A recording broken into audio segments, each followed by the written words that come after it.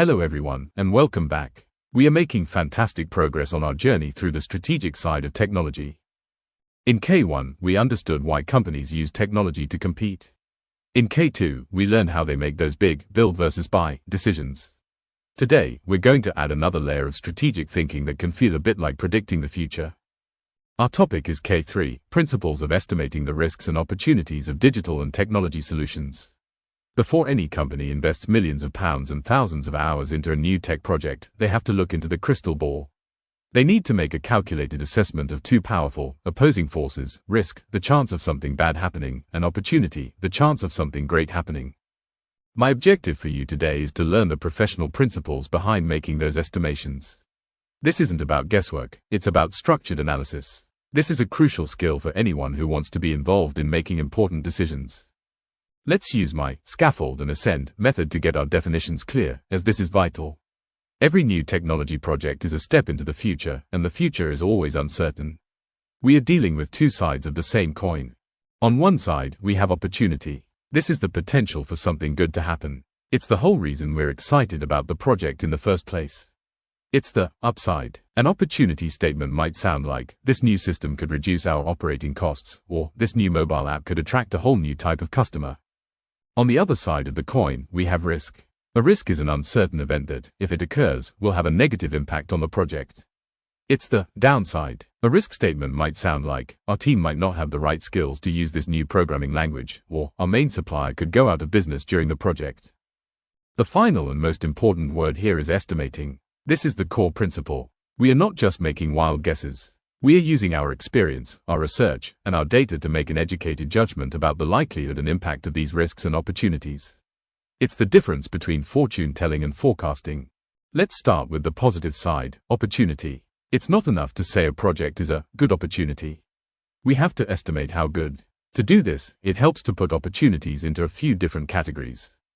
The most obvious is financial opportunities. Will this project directly make the company more money, or will it save the company money? We try to estimate this with actual numbers. For example, we believe this new e-commerce feature will increase online sales by £500,000 in its first year. Next are strategic opportunities. These relate to the company's long-term goals we discussed in K1. The opportunity might be to launch a product that allows the company to enter a new country. Or it might be to create a feature so good that it helps the company achieve its goal of being the #1 brand in its field. Finally, there are operational opportunities. These are about making the internal workings of the company better. Will this new system make the process faster, reduce errors, or make our employees' daily work less frustrating? By estimating the value in these areas, leaders can decide if the prize is worth the effort. Now for the other side of the coin, risk. Good risk management is not about being negative, it's about being a realist. It's about having the professional courage to think about what could go wrong before it happens, so we can make a plan. In technology projects, risks often fall into a few common categories. First, technical risk. This is about the technology itself.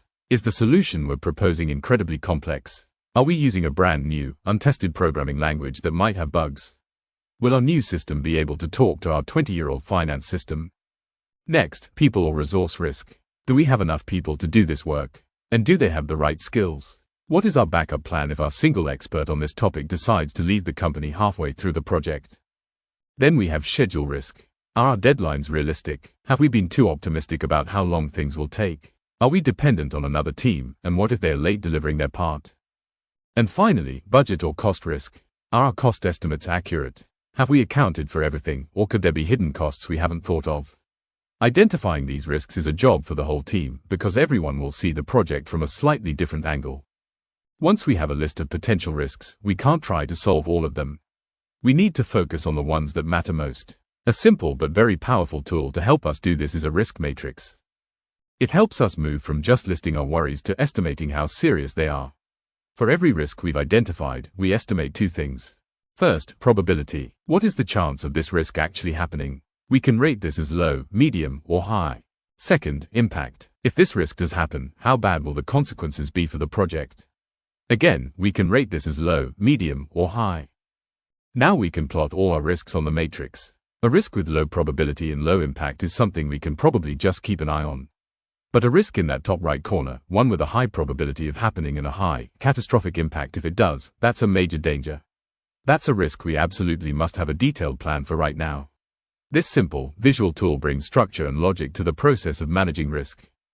Plotting a risk on the matrix is just the first step. The next question is, what are we going to do about it? For the most serious risks, we have 4 main strategies. A good way to remember them is the acronym TAME. First, we can transfer the risk. This means making it someone else's problem. A classic example is buying insurance. Or, if a part of the project requires a skill your team doesn't have, you might transfer the risk by outsourcing that specific piece of work to a specialist company.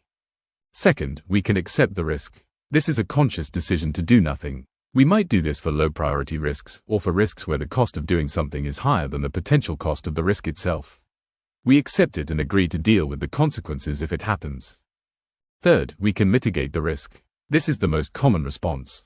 It means taking proactive steps to reduce either the probability of the risk happening or the impact if it does. For example, if the risk is that our team doesn't know a new technology, we can mitigate it by investing in training before the project starts. Finally, we can eliminate the risk, also known as avoiding it. This means changing our plan so the risk is no longer a factor.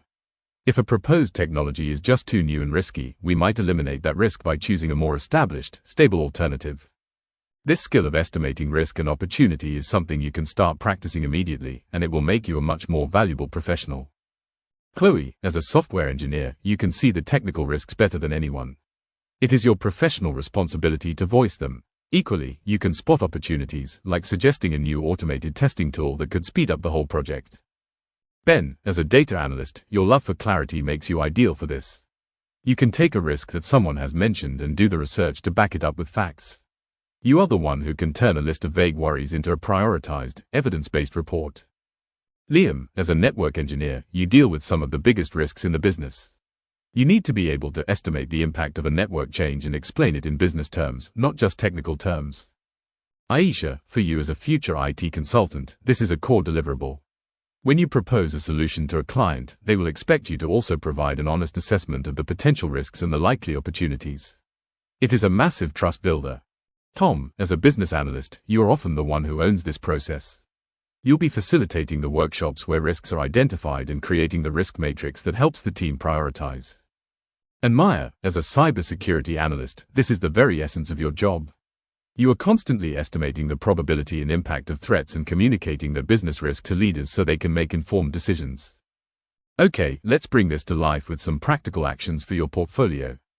First, investigate risk. Ask your project manager or team lead this question: does our project have a risk register or a RAID log? I'd love to see it for my apprenticeship work. Most projects will have one. Look at it, pick one interesting risk, and write a short summary of it and the plan to manage it. Second, identify opportunity. Think about the main project you are working on. What is the single biggest prize the business is hoping to win by completing it? Try to categorize it. Is the opportunity mainly financial, strategic, or operational? Writing a short paragraph explaining your reasoning is excellent evidence. Third, practice estimating. For the very next task you're given, no matter how small, I want you to think of just one thing that could go wrong. Write it down. Then, have a go at estimating its probability and its impact on a simple low, medium, high scale. This simple act shows you're thinking proactively. It's really important to understand that the goal of all this analysis is not to avoid ever taking a risk. Every business venture, every new project, involves risk. If you take no risks, you will get no rewards. The real art of strategic decision-making is in balancing the two sides. Leaders are constantly weighing things up. Is the potential prize from this opportunity big enough to make the potential pain from these risks worth it? Sometimes the decision is easy. If a project has a massive, game-changing opportunity and the risks are all small and manageable, you do it.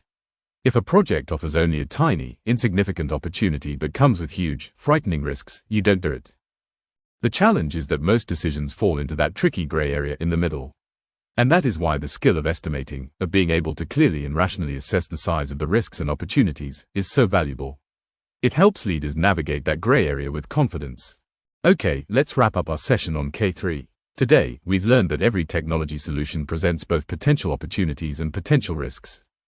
We've seen that the crucial principle is not just listing these, but estimating them, using structured tools and our judgment to assess their likelihood and impact. And we've understood that the art of business is taking calculated risks where the potential reward justifies the danger. Your mission for this week is to start practicing this mindset. Please choose just one of the actions from slide 8. Identify a risk in a task, ask about your project's opportunities, and start to see the world through this new lens. In our next session, we'll look at K4, where we'll learn how to take our analysis of risks and opportunities and package it into a formal business case to get a project approved. Excellent work today. You're learning the vital skill of looking both ways before you cross the street. Well done.